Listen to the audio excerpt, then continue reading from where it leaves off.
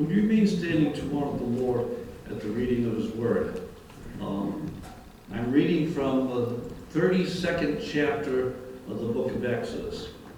Now when the people saw that Moses delayed coming down from the mountain, the people gathered together to Aaron and said to him, "Come, make us gods that shall go before us. For as for this Moses, the man who brought us up out of the land of Egypt, we do not know what has become of him." And Aaron said to them, "Break off the golden earrings which are in the ears of your wives, your sons, and your daughters, and bring them to me." So all the people broke off the golden earrings which were in their ears, and brought them to Aaron. And he received the gold from their hand, and he fashioned it with an engraving tool, and made a molded calf. Then they said, "This is your God, O Israel, that brought you out of the land of Egypt." So when Aaron saw it, he built an altar before it, and Aaron made a proclamation and said, "Tomorrow is a feast to the Lord."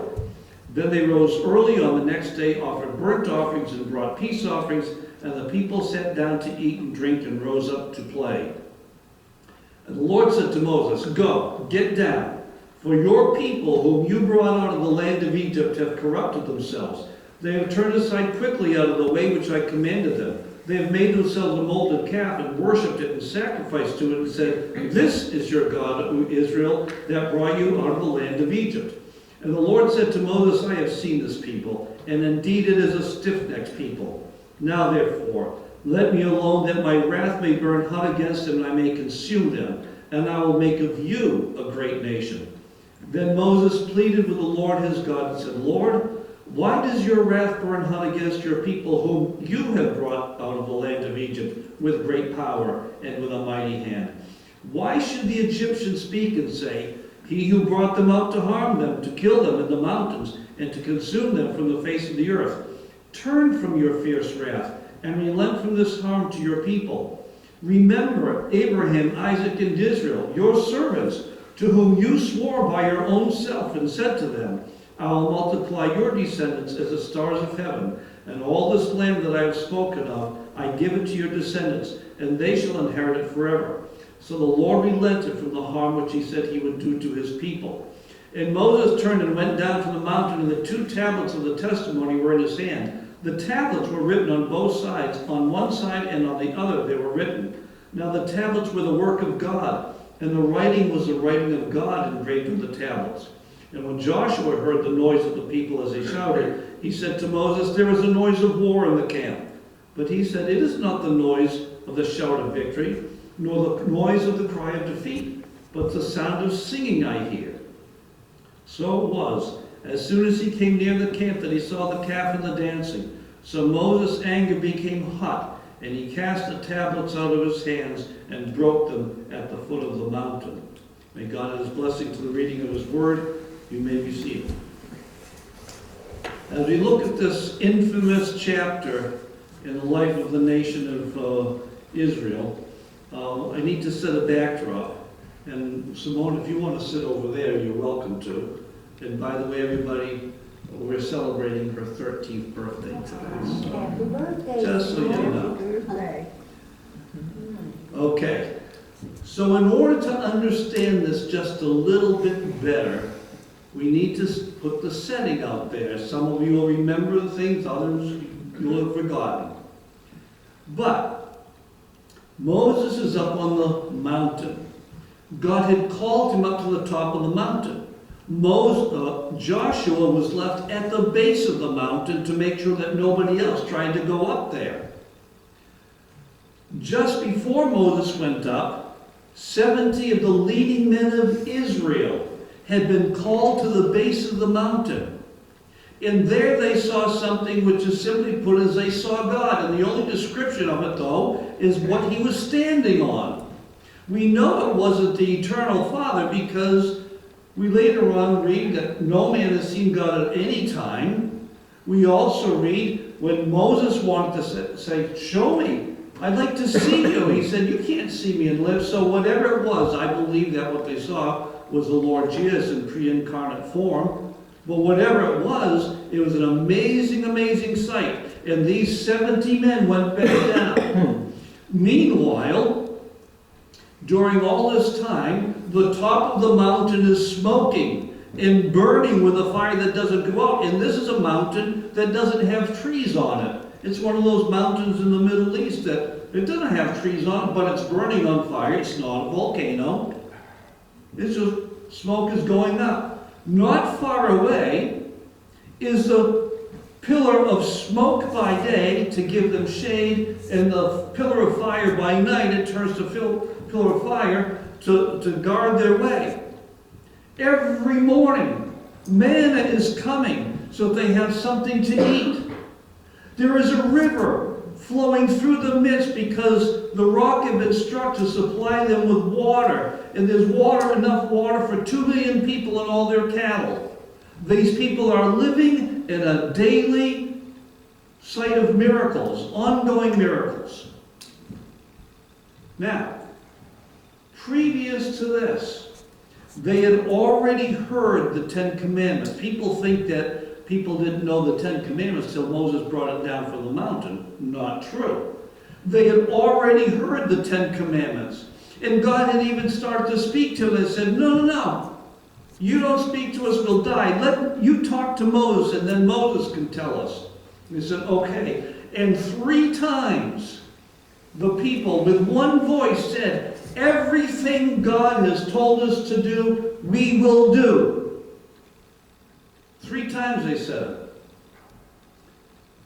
And one of the things that's in that commandment is, I am the Lord your God that brought you up out of the land of Egypt. You shall have no other gods before me. You shall not make unto yourselves any graven image of anything on the earth or the heavens or the sea below to bow down and worship it. That's the kind of thing that they had already agreed to. They knew the rules. But their hearts were kind of messed up because 3 times they had also said and grumbled against Moses. Moses even said, they're getting ready to stone me. They kept on saying, what? Did he bring us out into the wilderness to kill us? It would have been better off to have stayed in Egypt. So their hearts and minds, even though they were slaves in Egypt, they were still stuck and rooted in the past. And God is doing all these amazing things in front of their eyes, and they can't get it through their heads. God called Moses up to talk to them. Now we do find out he was up there 40 days and 40 nights. I'm not sure what all that was going on, except that not the previous chapter, but the chapters before it, God is telling Moses in intricate detail how to make the tabernacle, how to make the altars, how to make the priestly garments, how to consecrate the priest. And he appointed Aaron as his high priest. This is what he was doing up there. And whatever was going on, Moses did not have anything to eat or drink for 40 days. That's a miracle in itself. Now comes the fun part. The 40 days were up. I mean, it must have been the 40th day, because we know he was up there for 40 days. So on the 40th day, it said the people came to Aaron. Why Aaron? Well, Aaron was the one who very often had to raise the staff, and it was Aaron that actually was doing a lot of that stuff during the plagues, and he's a brother, so go to him. And they said, we have no idea what happened to Moses, the guy that led us out of Egypt. We have no idea what happened to him. So therefore, we need some kind of God. It's like, what? They were still so stuck in the idea of idolatrous worship that they thought that it was up to them to pick and choose who God is. It is not up to us human beings to decide who God is, and the vast majority of people in our world are still thinking that they have a right to pick and choose who the real God is. Oh, this one says, I worship this God, I worship that God, whatever. But there's only one true God. And once you've been introduced to the one true God is, you don't then decide, well, I'd like to pick a different one. You see, I kind of think that they didn't particularly like God's rules. because God has lots of rules about how to behave. And they didn't like his rules. They kind of preferred a God who had a different set of rules. And people are that way today. People just don't like the God who has revealed himself in the Bible. They would like something different. So notice what they did. First of all, they had Aaron make the golden calf, which is something that was supposed to be sacrificed, not worshipped to. Not the gold, but a calf.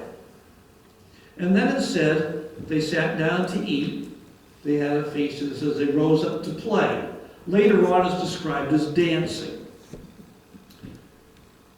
All the Old Testament scholars will tell you that the word play is a euphemism. It's not that they were sitting down and playing Monopoly, or that they were having a game of catch or dodgeball. They were having an orgy, which is typical of the Bronze Age religions, fertility religions. They were having an orgy, something absolutely forbidden by God's laws. They were really misbehaving. So you look at them and you think, how in the world could you see all these miracles going on around you and you choose instead to engage in this kind of behavior and you pick a God that lets you do that? Trust me, people in general haven't changed. They'll pick some kind of philosophy or idea or theology that lets them behave exactly as they want to behave. Either what you believe will change your behavior, or your behavior will change what you believe. That's not original with me by any means. So Moses is up there getting down all this information. God has cut tables of stone, tablets made out of stone, and with his finger it says, God has written on the stone for Moses to bring down. So you know who the first person is to break the Ten Commandments? Moses. He broke all of them. He broke them. It's a joke. The people had already broken them. Yes, it's the real needs too. Anyhow, this is what God says. You get down on that mountain. You get down there. He says, your people that you brought up out of the land of Egypt have sinned. They've turned to other gods. I find this very interesting because repeatedly he's made it very clear that he's the one that brought them up out of the land of Egypt by a strong arm. And now he turns to Moses. God says to Moses, your people whom you brought up out of the land of Egypt. Now, you have to understand, we have a certain quality, and I know that God was just testing Moses. And God sometimes says things just to test people. But you know, it's like parents do this kind of thing. The kid gets in trouble at school. Dad comes home, and Mom got the phone call. What did she say? Do you know what your son did? Not, do you know what our kid did? Do you know what your son did? It's like, when do these suddenly only become mine? You know? When they get some kind of great award. Do you know what my daughter did? You know, it's like, do we share in this? It's very plain that God is the one who brought them up out of the land of Egypt. But what is God doing? He is actually simply echoing what the people were saying. The people were saying, this Moses, the man that brought us up out of the land of Egypt, Moses, we don't know what's become of him. And so, that's what they're thinking. That's what God says to Moses. And I like what Moses did. He said, just wait a minute here. But God does something else for Moses, which a lot of people would be flattered. He said, you just step aside. I'm going to destroy them. Because the kind of people they are, they need to be destroyed. And I'll make you into a mighty nation. It's interesting, Moses had two sons, and for some reason the name of the one slips in mind, but one was Gershom. His wife was a Midianite, the daughter of a Midianite priest, and Midianites were horrible idolaters. Eventually Zipporah finally came around, but this is what was going on, and God says, I'll turn you into that mighty nation. And I love what Moses does. He says to God, God, why would you destroy your people that you brought up out of the land of Egypt with a mighty arm? They're your people. And you're the one that did all the miracles. Not me. And he said, and remember, you made a promise. The promise was made 430 years ago. But he said, you made a promise to Abraham, Isaac, and Jacob that you would make their descendants into a mighty nation. He reminds God of God's promises. And God does something which is a credit to everybody. And this is mentioned, by the way, not in those terms, but in the Proverbs. It is a credit to anybody who keeps their promise to their own hurt. The whole idea that says, I've made an agreement with you, and now the agreement is such that I am placed at a disadvantage. I am hurt by this disagreement, but because I said so, I'll do it. The scripture says that God has exalted his word above his name. Now you think about that for a minute. He has exalted his word above his name. And he has a name that is above every name. His name is the greatest. It's worthy to be praised, but his word, he is saying, it's more important to me that you respect my word than my name. He holds his word to be so important because he knows that everything and everywhere depends upon it. He spoke and the words were created. He could speak again and they go to oblivion. But he has made promises to us. He has made promises to the world. He has made promises to the demons. I promise you this is what's going to happen to you. And he promised Abraham, Isaac, and Jacob. 3 men. He could have made the promise just to Abraham, but he repeated it. And because he made the promises to those men, basically Moses saying, God, you have to put your anger to the side. Can you imagine telling God, you got to stop being angry, God? And then he says this, and this tells you something about the character of Moses.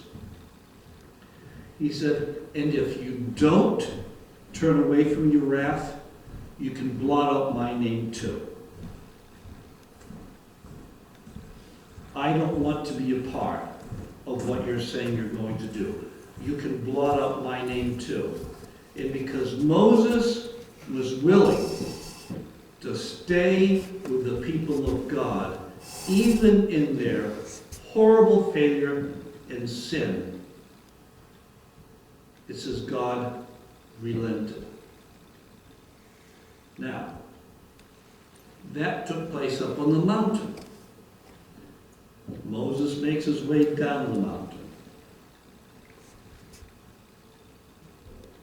And he encounters Joshua. And Joshua said, there's a war going on down there. Moses already knows better. He said, I'm not hearing victory shouts like they won a war. I'm not hearing cries of defeat like they lost a war. I hear singing. So they have a great time singing. And Moses comes down close enough to where he can see the golden calf. He also sees what they're doing. And knowing what God has already told them, what they have already promised, knowing what's on those tables of stone, it says he gets angry. And he throws things. Except the things he throws are the 10 Commandments written by the finger of God. It's like... Okay, so here's something I would suggest. When I watch movies and I see people throwing things when they get angry, okay, I've never understood that because I've never felt like throwing things when I get angry. You know, that's just, I don't understand how that makes you feel better. Or punching walls or doing all that kind of stuff. I don't understand how that makes you feel any better. Apparently it does for some people. Get their aggression out. But basically, God has told Moses what's going down. He's supposed to expect it, but when he actually sees it with his own eyes, he can't handle it. He gets angry just like God's angry. You know? We're told that God is angry with the sin of people, with sinfulness. We ought to be angry with sin as well.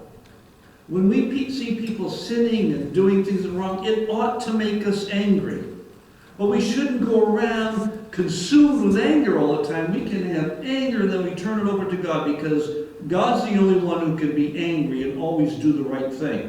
When we get angry, and try and have other people deal with our anger, we always mess things up. It's almost a sure thing that if we act out of anger, we become stupid.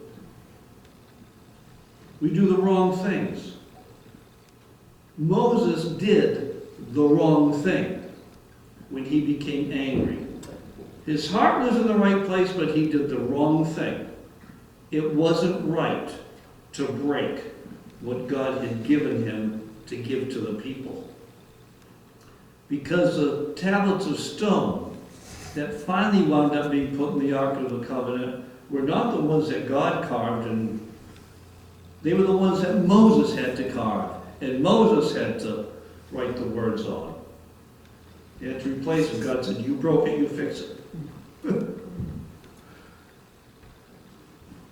But prior to this, here we see Aaron, who has been the spokesperson for Moses. Moses had said, look, I stutter. I can't talk to these people. And God said, Aaron talks pretty well. I'll talk to you, and you'll be like God to Aaron. You tell him what to say. So they're used to hearing from Aaron. And the people come. We don't know what people, but certainly must have been the leaders. I can't imagine just a random group of people show up to Aaron and said, hey, we need you to do something for us. It must have been the people who surrounded him who were the leadership of the people. They were the representatives. They were the clan leaders. They were so-called the elders. The elders were older people. That's what it means. And they were supposed to have developed some kind of wisdom. They were supposed to know how to deal with things. And they come to Aaron and they say, you need to make us gods. Because, hey, you're the priest here. And unbelievably, Aaron did. He said, okay, give me your gold earrings. Take them off your wives, off your daughters, and off your sons. As much as I don't like earrings in boys, I guess they were doing it back even then. Okay? I don't like earrings. Oh well, that's a whole other thing. I think God made people just the way they look good and they don't need all that stuff. But that's just me. Anyhow, they pluck them all off. A bunch of slaves with all this gold. Where do they get that from? They took it from their Egyptian neighbors. They plundered them. And they take the gold. I don't know what gold's melting point is, but obviously it got melted down. And I have no idea how big that golden calf was, if it was like a full-size calf, but calves aren't that big to begin with. I don't know if there was like a wooden substructure like the Ark of the Covenant, But anyhow, he used the gold, and it said he used an engraving tool to make it. In other words, this whole thing started sometime previous to the 40th day. Because you can't do that in 10 seconds. And so Aaron, who's been with Moses, Aaron who knows the amazing history, Aaron knows that Moses was once in line to be Pharaoh. Moses knows what God did for him. I mean, Aaron knows this about Moses. He knows all these things, and yet, because of the pressure of the people around him, he does something which was grossly wrong. And one of the things that teaches us is this, that unless God's Spirit gives us moral strength, we are weak. And peer pressure will cause us to sin. We're told, be careful of the company you keep. Bad company corrupts good morals. And if you're with people who have bad morals, and they're increasingly to be found in today's world, only God's Spirit can give you that moral strength, that fortitude to say no. No to sin, yes to righteousness. We don't have that strength on our own. That song, one of the phrases says, prone to wander, Lord, I feel it. Prone to leave the God I love. Here's my heart. Take, seal it for your courts above. We are weak. You know, that we have that old spiritual that we never sing because it hasn't been put down on the thing and I can't play it. I am weak, but thou art strong. Jesus, keep me from all wrong. I'll be satisfied just as long I walk with you. I walk with you. There is no way, and when we see people that we love and we think, oh, they're good Christian people, we think that, and then we see them stumble and fall into sin, you know the kind of thing that's happened. And we need to ask God's Spirit, Lord, please keep me from sinning. None of us will ever be able to stand before God and say, well, I didn't sin like the rest of them did. God will not be impressed. I have told people very specifically that there are all kinds of behaviors that I have not engaged in and haven't done. And all I can say is this about that, is I don't think I've ever been tempted the way other people have been tempted in that regard. God hasn't ever put those temptations in front of me, and I kind of think maybe because he knows I'm too weak to have resisted it, so he said, okay, I'll just keep it from you. Lord, keep that from me. We're going to be looking at more later on. The chapter is too long to read the whole thing. But when Moses comes down from the mountain, he goes right to Aaron. He said, Aaron, what did they do to you that you would do this? And Aaron compounded his error by lying through his teeth. You know, they say the cover-up is worse than the crime. Aaron said, oh, they said they didn't know what happened to you. I didn't know what happened to you. So they gave you their gold and we threw it in the fire and up came this golden calf. What a liar. It's like this thing just miraculously appeared. No, it didn't. You made it happen. And so we see this picture of absolute failure on the part of the people who wanted to live a lifestyle that God had forbidden, to worship gods who weren't gods. We see the failure of the leadership. Back then I guess they were taking polls, find out which way the wind is blowing and I'll lead in that direction. We have politicians today, it's pretty obvious. You have no idea what they really believe. They just find out what they think everybody else is believing, and they'll go with that because that'll get the most votes. And so here, the leaders of Israel, who had heard the voice of God, who saw these ongoing miracles, who had seen God at some kind of level, and they went to Moses and said, we need a difference. We need a change of leadership. We need a change of gods. That's the world we live in today. In case you haven't heard, Christianity is being rejected at every level of government, of every level of culture. Academia has completely rejected Christianity. Why? They're saying, make us a different God, and they've exalted science as their new God. And they think science can explain everything. It cannot explain the most important things in the world. But that's what we've come to. And they've done it because they want to live the way they want to live. Virtue is not exalted in our world.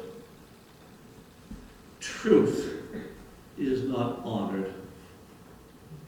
Kindness is gone. Everything that the Bible describes as the fruit of the Spirit is absolutely absent from our culture. We need to have the moral fortitude to be able to do what's right in the midst of a crooked and perverse generation. Let's pray for God's Spirit to give us inner strength, moral strength. I'm not talking about the strength you need to be able to get out of bed in the morning because you're hurt and you're pain, or strength to make it through the day because your shoulder hurts or whatever. I'm talking about the strength to think what's right, to do what's right, to say what's right. Let's pray.